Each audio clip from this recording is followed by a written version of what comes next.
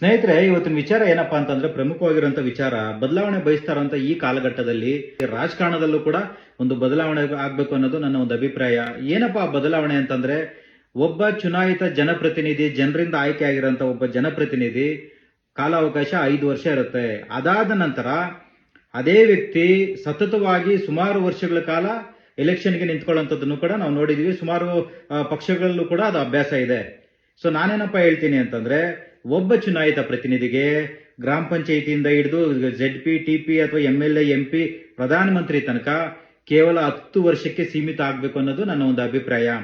ಇದರಿಂದ ಏನಪ್ಪಾ ಅಂತಂದ್ರೆ, ಮುಂದೆ ಬರುವಂತ ಯುವ ರಾಜಕಾರಣಿಗಳು ಕೂಡ ಇನ್ನೋವೇಟಿವ್ ಆಲೋಚನೆ ಇಟ್ಕೊಂಡು ಡೆವಲಪ್ ಮಾಡ್ಲಿಕ್ಕೆ ಅವಕಾಶ ಸಿಗುತ್ತೆ.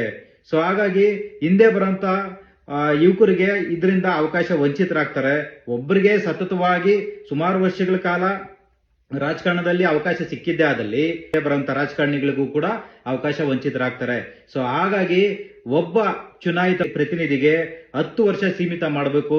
ಈ ನಮ್ಮ ಸಂವಿಧಾನದಲ್ಲಿ ಅಥವಾ ಪ್ರಜಾ ವ್ಯವಸ್ಥೆಯಲ್ಲಿ ಈ ಒಂದು ಬದಲಾವಣೆ ಆಗ್ಬೇಕು ಅನ್ನೋದು ನನ್ನ ಒಂದು ಅಭಿಪ್ರಾಯ. ಸೊ ಹಾಗಾಗಿ ಬದಲಾವಣೆ ಬಯಸುವಂತ ಪ್ರತಿಯೊಬ್ಬರು ಇದನ್ನ ಶೇರ್ ಮಾಡಿ, ಹೆಚ್ಚಿನ ಜನಕ್ಕೆ ರೀಚ್ ಆಗ್ಲಿ, ಬದಲಾವಣೆಗೂ ಕೂಡ ನಿಮ್ಮ ಧ್ವನಿ ಆಗ್ಲಿ ಅನ್ನೋದು ನನ್ನ ಒಂದು ಅಭಿಪ್ರಾಯ.